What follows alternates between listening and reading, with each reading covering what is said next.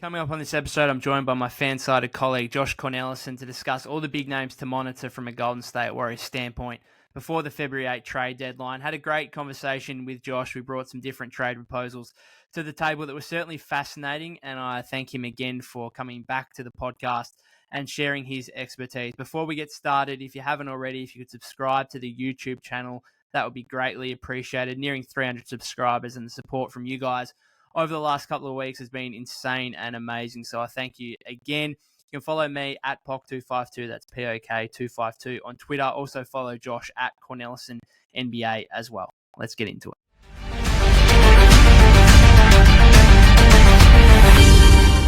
Hey Josh, welcome back to the podcast. Good to have you back on. First of all, before we get into Warriors basketball, Merry Christmas and a Happy New Year. Anything eventful for you over the last week or so?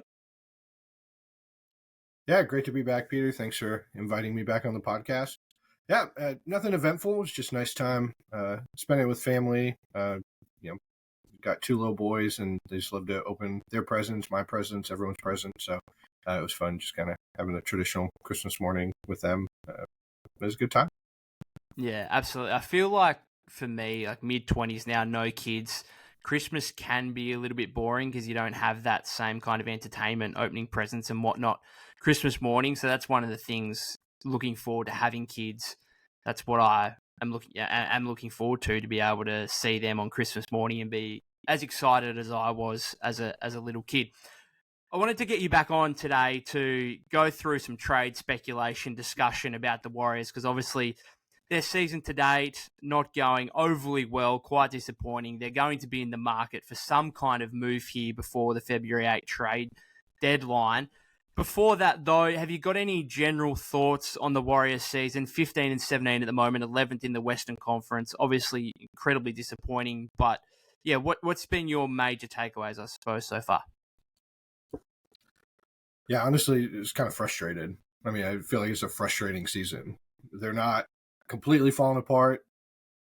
So many games they're in it, but then they lose the lead or they can't quite close it. They've been in more clutch games than anyone else in the league.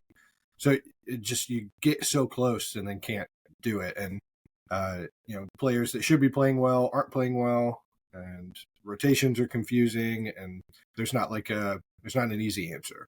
So you look at other teams around the league that aren't quite living up to their expectations, like the Cleveland Cavaliers. Well, they've just been racked by injuries. So you can go, if they were healthy, you could expect things to be a little different. Or the Bucks, they had a good record, but bad underlying metrics. But you're like, but they got to gain chemistry and figure out, got a new coach, new star. With the Warriors, it's just everybody is inconsistent. And so you don't know who to play on any given night. You don't know which rotations to put together. And Kerr doesn't seem to be doing the best job of that. And veterans who have been so reliable, have delivered titles, are not playing as well as they used to be. And these young guys are playing better than they have. And that just makes it more confusing because you don't know who to stick in the rotation night to night. And then, of course, your defensive stars just swinging haymakers and can't seem to fess up to the fact that like he's got to be different. He's got to be better. So you can't have much hope that suddenly that situation is going to change. So yeah, I mean, frustrating is the label that I think applies to just about every part of the season. Yeah, absolutely. I mean, their record could be so much different if they just, as you said, closed out some of the clutch games that they ended up losing, a couple of the 20-point leads that they had that they ended up blowing a few weeks back. It could be so much different if they'd clung on to those games. Let's see if we can try and fix this Warriors season, though, and get it back up and running in time before it all falls to pieces. I am interested to hear whether or not you've got Draymond in any of these potential trade scenarios. Do you want to kick us off with a potential trade that the Warriors could pull off here in the next five weeks or so? Yeah, absolutely. So, when thinking about the trades, you have to decide, are you going to sell low on a couple of these veterans that have the track record? Or are you going to punt on the youth movement and say, hey, we're going to go all in on veterans. We're going to trust that Wiggins and Clay and Draymond are going to get their stuff together. It's an interesting decision I think the Warriors are going to have to make, and I expect them to make it one way or the other. I don't think they're going to stand pat. I think they're going to say, hey, we've got a shot here to maybe make one more run with Curry still playing at this level. Ultimately, I think they're probably going to pick one of the vets just for salary matching purposes. So is that Draymond? Is that Wiggins? Is that Chris Paul? So let's toss out one here with Wiggins. You think about what do they need? Closing games, someone who can take pressure off Curry that defenses can't ignore, or if they do double Curry, he can create his own shot. So many of the other players are kind of play finishers. You look at someone like Kuminga, maybe can create his own. He's just not getting played all the time in crunch time. So who's someone with the cachet to get played, who's reliable at the end of games, can create his own shot. And so looking around the league at potential options, I landed on the Bulls with DeMar DeRozan, a guy who is comfortable taking that shot. He's comfortable scoring the basketball. But he's been around a long time, and he hasn't come close to sniffing a title. So I think he's going to have the mindset to come in and think, okay, this isn't my team. I know this is Curry's team, but I'm gonna play my role. I'm gonna take shots. I'm gonna buy in on defense. So I think it could be a good fit for the Warriors. But the Bulls don't need Wiggins. I don't think they want Wiggins. And so you want to pull in a third team that could use him. And so I looked around and thought about Memphis. Memphis has been churning through draft picks, trying to find a guy to play at the 3, that 3-4 combo kind of guy. And so I think the Grizzlies pick up Wiggins as they try to race to get in the play-in. Then they send matching salary to the Bulls along with the first-round pick. And the Warriors will shoot Moses Moody over to the Bulls to make the salary just kind of line up right. And then they'll get back to more DeRozan. So that was my first idea. 3-teamer, Wiggins, Moody out, DeRozan in. What say you, Peter? Well, you're going a 3-teamer straight up. A bit complicated. No, I don't mind it at all. In fact, all mine are just straight 2-team trades. So I like first up that you've brought out a 3-teamer here. I'm interested to hear. So what's the starting lineup? Is it after that trade? Is it Steph, Clay, DeRozan, Draymond, TJD, or Looney? One of those two. Is that the starting lineup? Because I guess my concern still is like the lack. Yes, DeRozan gives you a shot creator next to Steph, which is ultimately what the Warriors want and what they need. But in terms of the 3-point shooting, now yes, Wiggins has been awful this season, but even at his worst, he's probably going to provide more from a spacing aspect than what DeRozan will, and I guess that's my major concern with adding him. Yeah, that's absolutely a fair point. And I think that's one of the difficulties is the Warriors need someone who can create a shot and guard forwards and shoot from 3. And I mean, those players don't grow on trees, and they usually aren't available for trade. So, yeah, I think with DeRozan, he doesn't like to take a lot of threes, and that's definitely the case. And so, trying to think through, and he can be a good enough defender, but he's not going to be an impact player. So, I don't know if you start this necessarily, but I think the lineup you're trying to play a lot of minutes, you're looking to probably close games with. Is you put Kuminga in as the 5th player. And so you've got Draymond and Kuminga able to kind of play the 4-5, DeRozan at the 3. I think Kuminga's 3-point shot has really come along this year. He's really had some consistency in being comfortable taking it. And the percentage has risen some, but I think his confidence is really the big piece there. And then defensively, he can take on whoever the most difficult matchup is, I think anywhere 2 to 4 position-wise. And so that's probably, I think, the best fit of pieces, but you could make a case for TJD, you can make a case for Looney, you can make a case for Podziemski, go small, but kind of high activity, go for steals. So, but I think I would think Kuminga gives you the best balance of shooting and defense if you're going to have a guy like DeRozan who doesn't really check either of those boxes super well.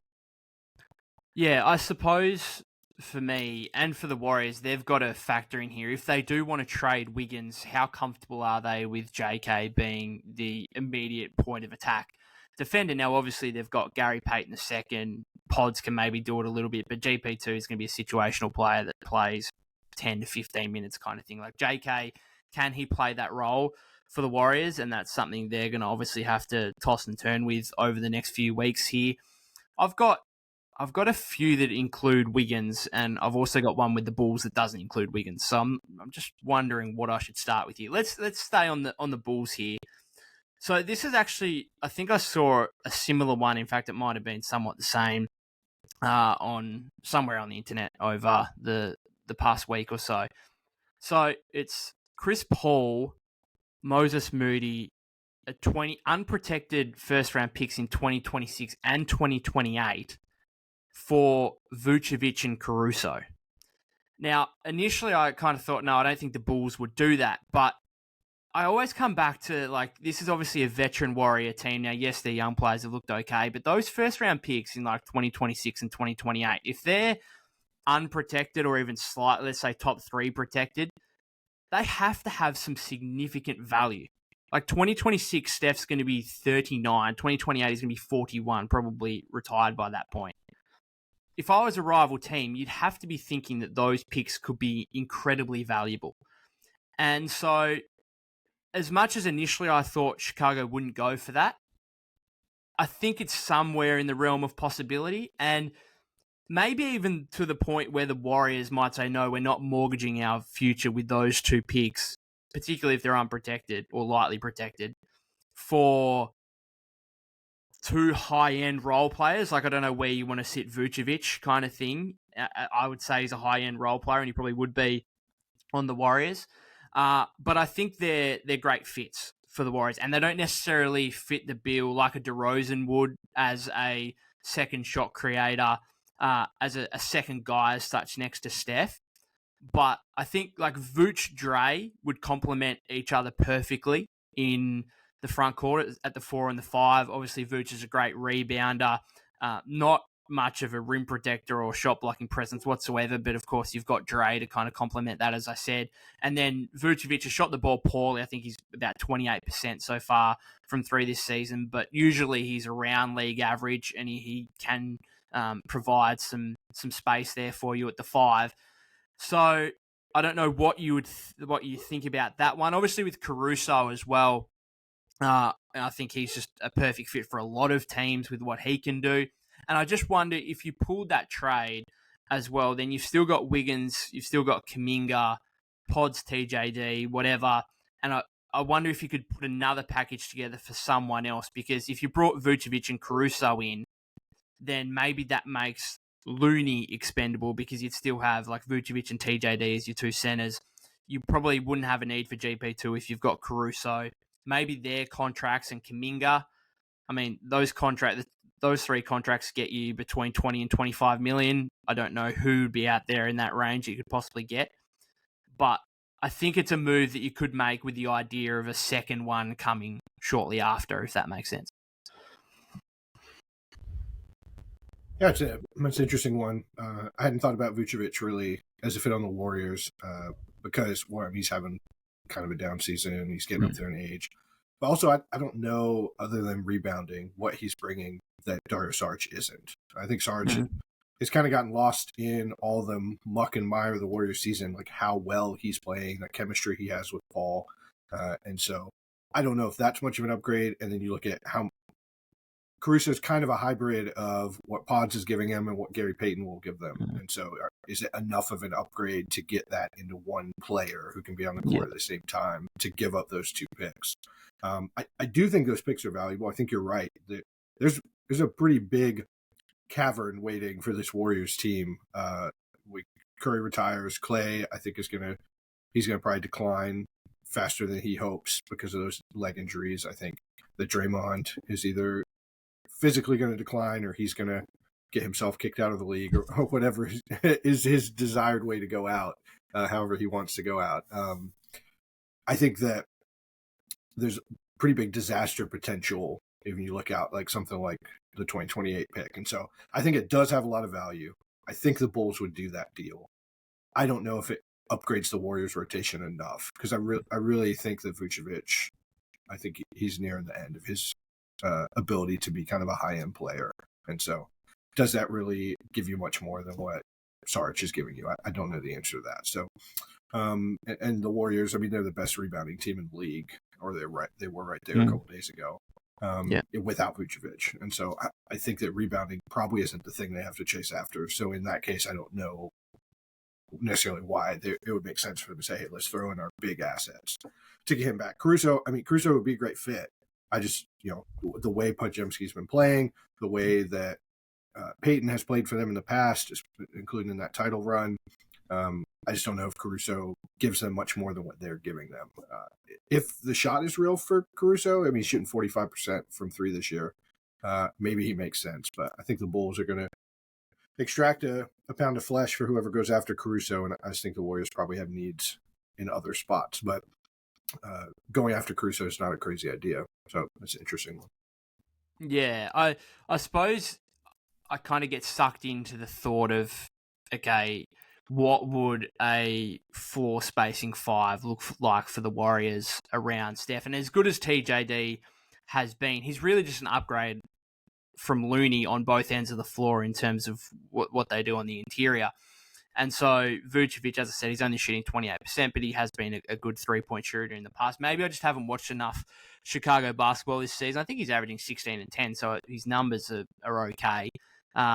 It's just, yeah, it's interesting. But you probably, I think what you just said there, you're probably right. The Warriors don't necessarily need Vucevic's rebounding, and Caruso, they're covered there with Pods and GP2. You got another move for us that the Warriors could make? Yeah.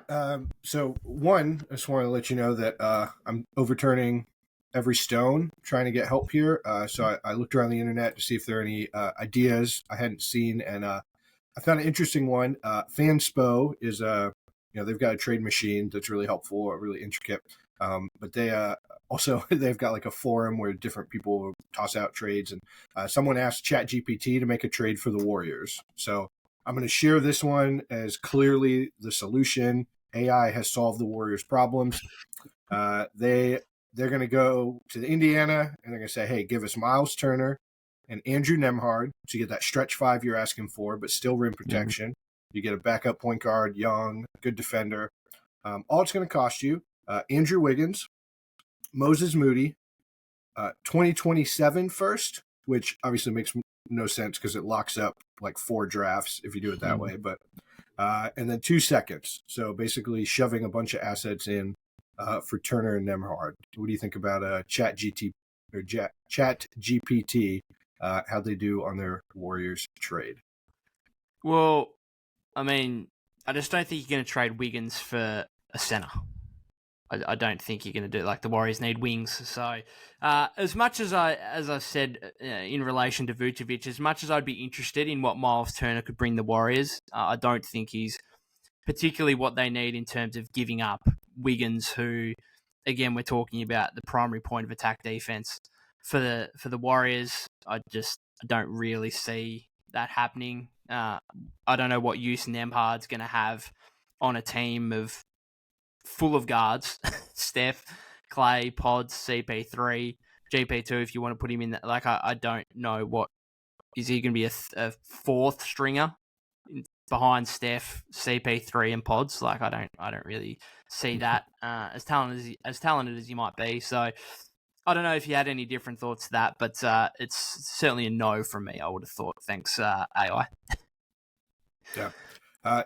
It's probably better than I would have guessed AI would have done. Even if you assume, okay, let's move the pick to 26 or 28 to make more sense. But I think it doesn't necessarily solve the right kind of problems. And if you get rid of Moody and Wiggins, I think you're going to be in trouble on the wing. So, yeah, thought they did an interesting job. But let's talk about a trade for a forward. You talked about how valuable those 26, 28 firsts were. There's a player that every team seems to want right now. OG Anunoby's off the board, so everybody's going to focus on Lauri Markkanen. He's on the Jazz. We know the Jazz are not trying to contend right now. Markkanen has played much better than expected after he was kind of just the matching salary in the Donovan Mitchell trade. Rumors are that Danny Ainge is going to want the house if he's going to trade Markkanen. So I'm going to ask you a 2-part question. 1, do you think Danny Ainge would give up Markkanen for this package? And 2, do you think the Warriors could justify giving up all of this? So They send those 26 and 28 firsts, unprotected. Jonathan Kuminga, Moses Moody, and Gary Payton II. So they keep Wiggins, they keep Paul, Clay, Draymond. They're all here. You've got Kuminga, Moody, the firsts. Payton gets them there on salary. You could do Looney, but the Jazz are stacked at big. So I think you'd do Payton instead. Is that enough to convince Utah? Is that enough? Is that okay for the Warriors to give up that much? What do you think? I actually think it's pretty close in terms of value because, again, if we go back to how rival teams are going to value those two unprotected picks in 26 and 28, I actually don't think it's too far off the mark, but I feel like Danny Ainge is still going to, I think he's going to say, no, Pods has to be in the deal or something like that. And he's going to have to get another young player in there. But again, I don't think it's too far off the mark. From a Warrior perspective, I think they might do it. I think they might do it. And I've said, and you know that I've said this, is that I think Lauri Markkanen is the ideal trade target for the Warriors from a multitude of reasons. On the court, I think he's a perfect fit. He's a 7-footer, multifaceted skill set on the offensive end, can shoot the ball really well, put the ball on the floor, everything. So fantastic fit on the court. But then the fact that he's making $18 million a season, and I think, $18-19 million again next season before you're probably going to have to give him a max or something like that. So he's on one of the best contracts in the league. And I just don't see, I don't personally see Danny Ainge actually giving up Lauri Markkanen at this point. The Jazz are 7-3 in their last 10. They're kind of been a bit frisky. I find it hard to see him doing it. And again, from a Golden State perspective, I think you would. The other fact is that he's still 25. So it's not like you're mortgaging your future for a 30 to 33-year-old. You're getting a young player in who can still be a part of your franchise for hopefully the next 10 years kind of thing. So between the contract, between the age, between the on-court fit of Markkanen, I do think the Warriors would say yes to that. I think that the Jazz are less likely to trade Markkanen now than what I thought a couple of weeks ago before they've Markkanen's returned after an injury and they've gone on this 7-3 run in the last 10 games. Yeah, I think it's very unlikely. I mean, the package to get Utah to give up Markkanen would have to be insane because oftentimes, even if you're a team that's in this quasi-rebuilding state and you've got a good young player who needs to get paid, a lot of times they're stuck going, well, we don't have a good way to ensure he stays around. He hits unrestricted free agency and they lose him.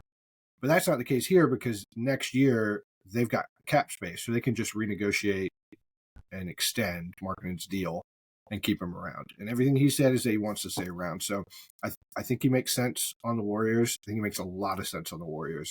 But I just don't know that there's anything they could give short of Steph, that would convince Utah to give him up. So, but I think it would have to be a package like that where they're just stacking young guys. Even, you mentioned Pods. If they add Pods and get back like a Simone Fontecchio or someone, just make the salary work.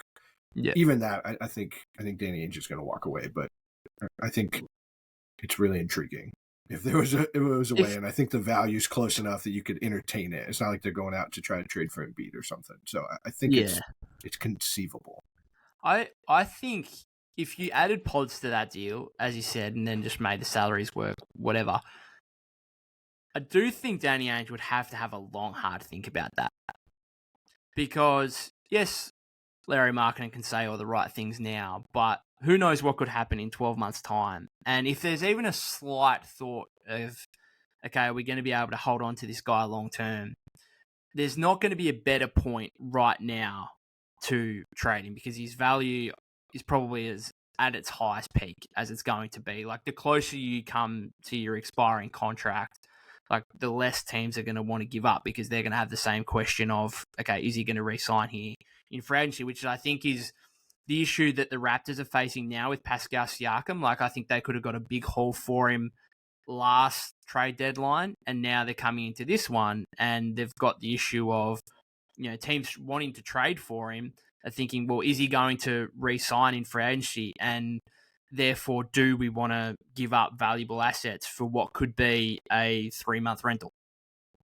So if there is a slight hesitation with what Markkanen might do in the future, then maybe Danny Ainge would actually think about that trade. I've got a couple. These are all kind of the same package, just for different players, and I'm interested to see I'll start with the first two. So the same package: Wiggins, Moody, and an unprotected 2026 first for Jeremy Grant or Kyle Kuzma. And so, first of all, which player would you prefer out of those two? I think I would take Grant, just because of his more two-way ability. But I suppose the overarching question from me to you is, how out are you on Andrew Wiggins, and how out do you think the Warriors are on Andrew Wiggins? Because obviously he's moved back to the bench now, so there's that. But 12 months ago, you could have said that Andrew Wiggins was a more valuable NBA player than Jeremy Grant and Kyle Kuzma. You could have made that argument, and most people probably would have agreed with it. So, I mean, how far have we got here? To the point, like, are the Warriors going to say, yes, we're willing to give up Moses Moody and future draft assets to move off Wiggins for a Grant or a Kuzma? So that's, I suppose, yeah, as I said, the overarching question is, how out are you on Andrew Wiggins? So to answer your first question, I think Grant is clearly the superior fit. Kuzma is, I think, a floor raiser more than a ceiling raiser. And when you're the Warriors, you've got floor raisers. You need a guy who can fit in as a role player. I think Kuzma is a better on-ball shot creator, and so the Warriors do need some of that. So there's something intriguing there. But when it matters, Steph's going to have the ball in his hands. CP3's going to have the ball in his hands, and Kuzma doesn't have much gravity. He's having a good shooting season this year to be at 35%, right? So like he's just not going to space the floor at a high level defensively. I think he's iffy. I think he was much better 5 years ago when he was helping, or 4 years ago when he was helping the Lakers win the title. But I think he's dropped off defensively. Offensively, he's an on-ball guy who helps a bad offensive unit, and the Warriors just, I don't think, need that as much. So Jeremy Grant, I think, is a very active defender. I think offensively, he has sometimes been the guy, and sometimes he's been a role player, and he's played well in both roles. So I like him a lot. He's not a ideal fit, as he's probably a 4 who sometimes maybe could play the 5, but he's not a great rebounder. And so I think you've always got to make sure you've got someone with him. But if you put Jeremy Grant and Kuminga and Pods as the 2, 3, 4, I think then your rebounding balances out just fine. And so, I like the fit of Grant. Can I cut you off there for a second? Yeah. I think I'm thinking in that scenario, I would almost just say Grant's my 3, if possible, and have Grant, Draymond, and TJD, maybe, let's say. And then closing lineups, as you say, it's probably going to be, let's say, JK, Grant, Dre as your 3, 4, 5. But there's some flexibility, I think, there. Anyway, continue. I apologize. No, that makes sense. Yeah. So you'd go pretty big there, but then you got Steph, Clay. I think, I think you'd have enough size defensively to make up for the fact that you don't necessarily have that on-ball guy. So I could see that working. Yeah. I like Grant as a target if you can figure out just financial, who you send out. Does Portland want Wiggins? How do they value that? So I think getting to that side of the question, how do the Warriors value Wiggins, and how do other teams value Wiggins? And so, if I'm the Warriors, I just don't know how you say, hey, we have one of the, they'll probably say 5 greatest players, but 12 greatest players of all time, right? Still in his prime, still playing super well. He's still clearly top 10 guy, probably top 5 as far as overall impact, gravity, and everything else he brings. We have a chance to make one more run with this guy, maybe 2, but let's just assume this year you got to try to get up, maybe even to 6, get in the playoffs, make a run. Like, if you've got that mindset, I don't know how you say we're comfortable rolling the dice with Wiggins, who seems, when everything is right, you get the ecosystem right, he's feeling well, he's playing well, he's the perfect fit. I mean, perfect. He can guard point of attack. He can guard combo forwards. He can shoot. He can create his own shot. He can rebound at times. And we saw during that run to the finals in 22 just how he could rebound if he's really locked in. And Wiggins playing as we have seen him play is the perfect player. And that's why it's so hard to think about giving him up. But everything knocks him off his game. Even like crazy things like he shuts his hand in a car door. But like everything just seems to affect this guy. And it's all of a sudden, he's sick or he misses 2 games and he gets out of rhythm. And it takes him 3 weeks to get back into rhythm. And man, I don't know how you go, yes, we are confident that we'll hit the sweet spot with Wiggins again and make the run to the title. I just don't know how you could conclude that. That doesn't mean they necessarily trade him. They could trade someone else, but just like saying we're going to move Kuminga, we're going to move, whoever, and say, yeah, Wiggins is our guy. We know we can count on him. I just don't know how they count on him. And so, I think they probably are very open to trading him. And so then, are they willing to trade him at the level that other teams are going to value? Because I think teams are looking at him and they're not thinking, yeah, this is the final piece here. They're probably thinking, well, I don't know if we can trust him. That's a lot of years of contract if he just kind of keeps spiraling.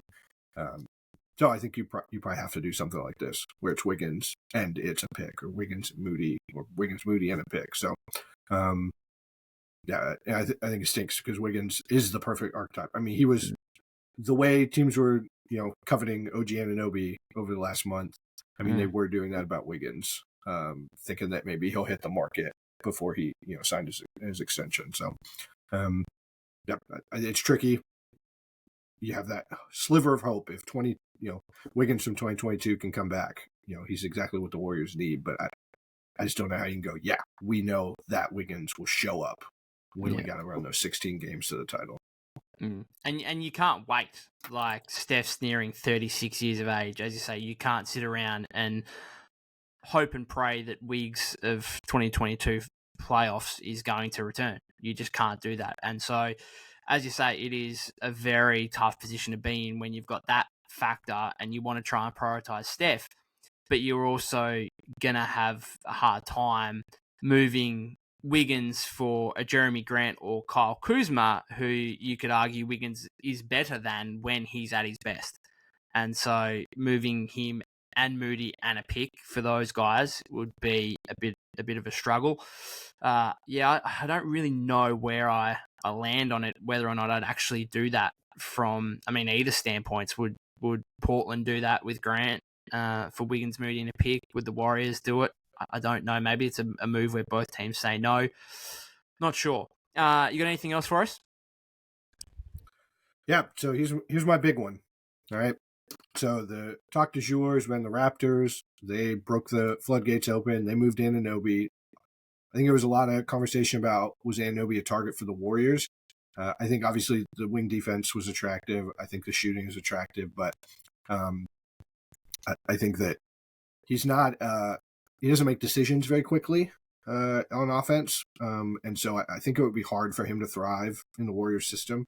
He's obviously a better player than Oubre, but I wonder if there would be some of the same difficulties. And so I think Anunoby being off the market is probably fine. I don't think Steve Kerr was ever going to go, yeah, that's my guy. Siakam is a Warriors guy. I mean, he does make decisions quick. He loves to run in transition. He is a great passer. He plays hard. He buys in. He seems like a great culture guy. But him and Draymond together, I mean, they just want to be in the same spaces on offense. Mm-hmm. And so Siakam is more of a scorer than Draymond, but they both love to handle. They love the short roll. They love pushing in transition, and neither one can shoot at all, really. Siakam has had like bursts of shooting, but really it all comes out in the wash to like 31%. So if that's the case, if Siakam looks like a good fit, if he does have more scoring that the Warriors could really use, defensively, obviously he's not the difference maker that Draymond is, but he's good defensively. What if the Warriors said, "Hey, we're gonna move on from Draymond, so we don't have to fear the next time he tries to kick an opponent in the nuts or something, and we're gonna go for Siakam." So again, in the same idea with my earlier 3-teamer, the Raptors don't need Draymond. They're not necessarily rebuilding, but like they don't need Scotty Barnes and RJ Barrett and Draymond. It's just they need more shooting than that. So a team that could use Draymond, I think, is the Houston Rockets. I think they're looking for a front court difference maker defensively. They want to make a move. They signed Jeff Green and Jacques Landale to deals that they could move. They traded for Victor Oladipo to give them a chip to match salary. So I think they're looking to make a move. I think they'd like to add a front court piece. So here's the deal I put together. Draymond, Looney, and Gary Payton go to the Rockets. Because that's always the tricky part about trading for Siakam is he makes like $38 million. So you've got to get there in salary somehow. So Draymond, Looney, Gary Payton to the Rockets. Then Toronto also tossed them Garrett Temple and Christian Coloco just to make the salary match. But the Raptors get that Jeff Green, Victor Oladipo, Jock Landale collection of salaries that are all expiring. And then they get Jalen Green, former number 2 pick, who still has a lot of potential, but I think has moved down the pecking order enough in Houston where they've got Fred VanVleet, Sengun's coming into his own, Jabari Smith, you've got Dylan Brooks love to shoot. So I think Jalen Green has fallen out of favor, not a ton, but enough where he's not going to be super coveted, and that could kind of get things moving for Toronto. And then I think the Warriors need to put in a pick, and so they send a 26 first, maybe protected if this is their big move, lotto protected to Toronto. And then the Warriors get Pascal Siakam and Reggie Bullock. So major pieces, you're sending out Draymond, Looney, Payton, and a pick, and getting back Siakam. What do you think about that for the Warriors? You know what? I love it. I actually love it. And this is something I've never actually thought about in the last few days, because obviously Siakam has been, especially after the Anunoby piece falls, like Siakam's now the big name across social media and whatever else, and a lot of Warrior fans talking about discussing a potential Siakam trade. And I've never got it because I just thought, okay, it's probably going to be Wiggins. And in that scenario, like, who's your starting small forward? And that, do you have Kuminga out there, but then the floor spacing with Kuminga, Siakam, and Draymond just doesn't make any sense. And so I just never landed on, who would be the starting small forward in a Siakam trade. And not once did I ever think, well, why don't you just send Draymond out instead of Wiggins? This is literally you saying it's the first time I've even considered that. And it actually makes a whole lot of sense because, the fit between Siakam and Draymond, like, they have to play at the 4 and the 5. And so you don't have a traditional center out there for starters. And as I said, the shooting issues that come with that makes sense. And I think it makes sense all around. Like, I think if you're Toronto and you're saying we've got a guy here who is going to be a free agent at the end of the season who might leave anyway, and I can get a former number 2 overall pick from a couple of years ago in Jalen Green. And then if you're the Rockets, you've got Draymond under contract for another 3 seasons after this. The one issue I would have is, Draymond and Dylan Brooks on the same team. Is that going to work? Are we sure about that? So that'd be comical. I think Houston's drinking the Ime Udoka Kool-Aid, where they're like, man, Brooks, totally fine. Look at him. He's a perfect angel now. Yeah. Udoka could do anything. He can get everyone in line. So I think they're too confident. They talk themselves into it. And the other thing from a Houston perspective, I guess I'm now questioning is, what's your front court looking like? So is Draymond starting with Sengun, and then what's happened to Jabari Smith Jr. in that scenario? Yeah, so that's fair. I just think defensively, it's probably you don't have enough rim protection if you've got Sengun and Jabari Smith. Potentially, you might be able. They might be fine going to war with that. But I think the idea is, you bring Smith off as like the super sub. You've got this three pieces where any of them could really play center or power forwards. You can just kind of rotate them around with each other. And they all, 96 minutes of those 2 positions, you divide, give them, 30, 32 each to those 3 players. So something like that. But at some point they've got so many good players now that they've got to force guys to the bench somewhere. And so, then you have Looney as your reserve center. Yeah. I actually I love, and again, I can't believe that I didn't consider moving Draymond in a Siakam trade. I was like, it's either going to be Wiggins or CP3, and the issues with that is who's your starting small forward or who's your secondary ball handler / playmaker. And so I always landed on, I'm just not sure I'd do it because of those issues. And not once did I think about Draymond. So that's super interesting. I mean, the chances of it happening are very, very low, but Yeah, I think it makes sense all around. I honestly think it makes sense. The last one I was going to give you, so this was, I've seen this name floated about a little bit more, and again, it's just social media, it's just speculation, but the Brooklyn Nets are 15 and 18. Is there any chance they consider moving Mikal Bridges?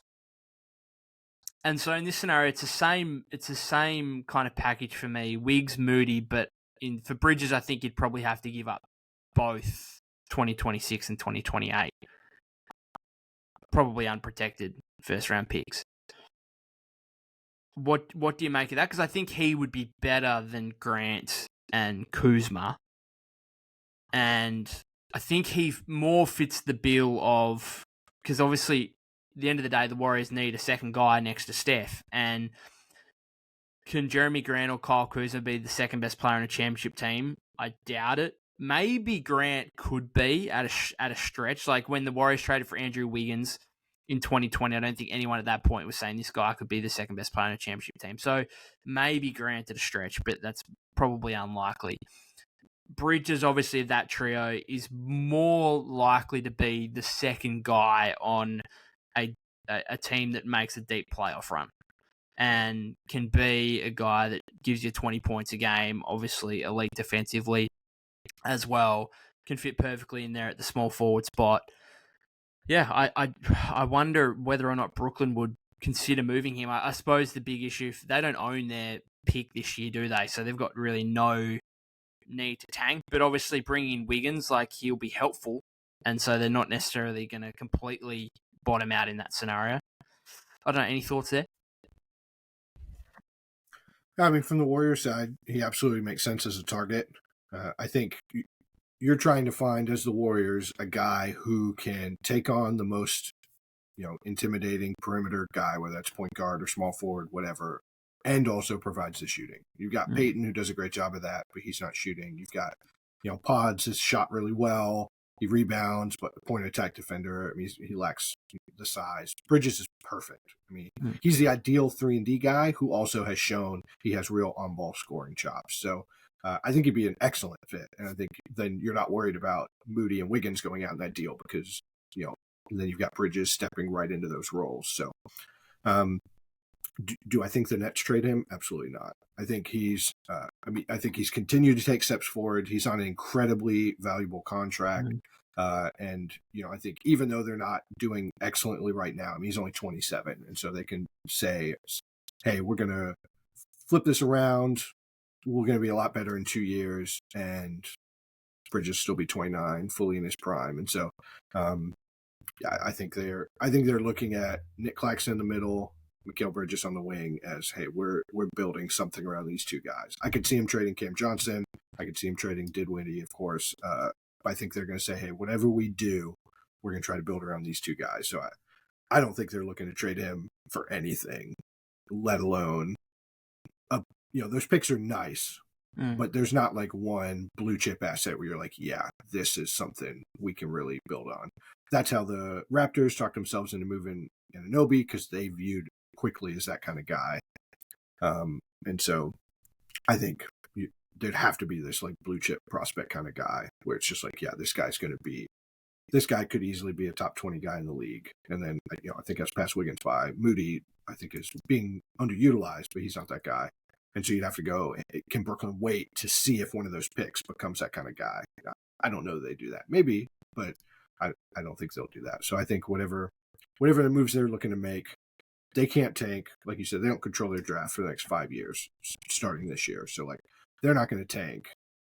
And I think they view Bridges as the center, not as their number one guy down the road, but as the perfect number two. Just like the Warriors want him, I think Brooklyn knows they've got him, and they're not going to give him up. They're going to wait and try to fill in that void while keeping him around. So I doubt they'd go for it. They'd definitely ask for more, I think, even than that, if they did. But obviously for the Warriors, it'd be perfect. Yeah. No, I agree with that assessment. I think the Warriors would go for it, and the Nets probably wouldn't. I think I'm all done. I need to get back on FanSided and be a bit more creative with bringing some different trades to the table, given that you've brought a couple of 3-teamers and whatever else. Have you got anything else to add? Any other players that you wanted to bring up?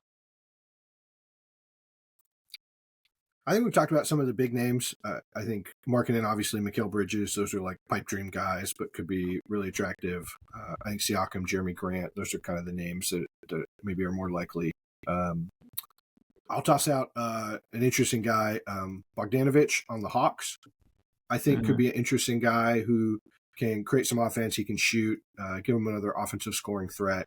And so if they're looking to move Wiggins, maybe he's a guy that could give him kind of an offensive boost, and you get him to toss in maybe AJ Griffin or something like that. Maybe the Hawks will do that even without a draft pick, because Wiggins, I think, fills that void they've been trying to fill. Sadiq Bey wasn't quite there. DeAndre Hunter wasn't quite there. And so maybe they get their starting three with a guy like Wiggins. So that was the other trade that really was intriguing to me. But otherwise, I think the Warriors have to decide more who they're going after. They have to decide who they're sending out. Are they looking to move Wiggins? Are they looking to move Draymond? Or is it Chris Paul? Or is it the platter of young guys? So I think they can match salary. The picks are really good assets. And if they're trying to win right now, they can upgrade the team significantly by using those to add to whoever they send out. But the question is, from this, they've got one elite player, and then everybody else, if you think about 2K, everybody else is like an 83 to 88, right? But they've got like 9 guys in that range. And so who do they decide to move on from? I think is fascinating. And I think that's the question. Once they figure out who they're moving, I think they've got the assets to then go out and make a deal somewhere. Okay. So having asked those questions, your life depends on it. Which player that's on the roster currently will not be on the roster as of February 9th? I think it's got to be Wiggins. Okay. I think he's played so poorly that he has moved ahead of Chris Paul. He's moved ahead of Moody, and he has forced Kuminga well down the list, because I think then if they pick Wiggins, then they've got to keep Kuminga. So, I think Draymond had like 48 hours where he was at the top of the list, and then slowly faded back down. I think it's Wiggins. I think he's the guy least likely to be on the team in 5 weeks. Yeah, it's Wiggins and Moody for me, and therefore I think the thing the Warriors need to do here is probably the package I was talking about, like Wiggins, Moody, and future picks, and just see what you can get. See what kind of upgrade you can get. Ideally as a two-way wing / forward, whoever that might be. Obviously, that doesn't get you to some players, like that doesn't get you to Siakam. You'd have to throw in another salary in there, so there's players out of reach there, but a few of the guys spoke about, Grant, Kuzma, those types. We'll wait and see what happens. But thank you very much for joining me again, Josh. Anything you wanted to shout out before you head off? Social media handles, anything like that?